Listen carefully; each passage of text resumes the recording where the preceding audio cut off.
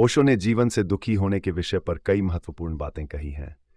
उनके विचार गहन और आध्यात्मिक हैं, जो व्यक्ति को अपने जीवन को नए दृष्टिकोण से देखने की प्रेरणा देते हैं। ओशो का मानना था कि जीवन से दुखी होने का कारण व्यक्ति की सोच और जीवन के प्रति उसके दृष्टिकोण में निहित है। नंबर 1, दुख का मूल कारण। ओशो के अनुसार जीवन से दुखी होने का मूल कारण हमारी इच्छाएं और अपेक्षाएं हैं। जब हमारी इच्छाएं पूरी नहीं होती तो हम दुखी हो जाते हैं।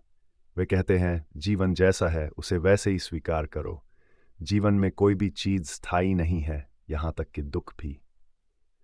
नंबर 2, स्वीकार्यता और समर्पण। ओशो कहते हैं कि जीवन में दुख को कम करने के लिए हमें स्वीकार्यता और समर्पण का भाव अपनाना चाहिए। जैसा है वैसा ही स्वीकार करो, किसी भी चीज को बदलने की कोशिश मत करो। जब तुम स्वीकारते हो तो दुख स्वतः ही कम हो जाता है।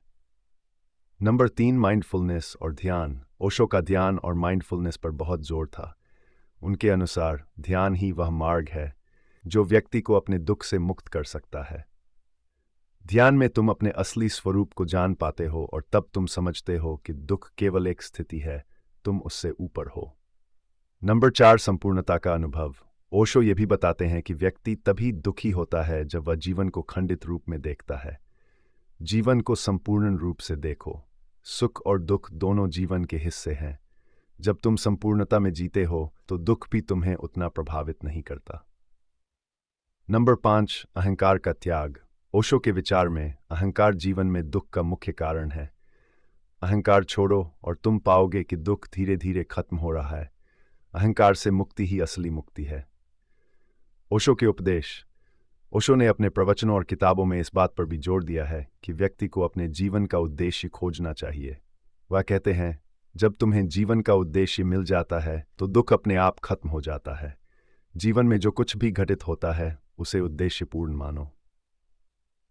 ओशो का जीवन और दुख पर दृष्टिकोण हमें सिखाता है कि हम कैसे अपनी मानसिकता और सोच को बदलकर दुख से मुक्त हो सकते हैं।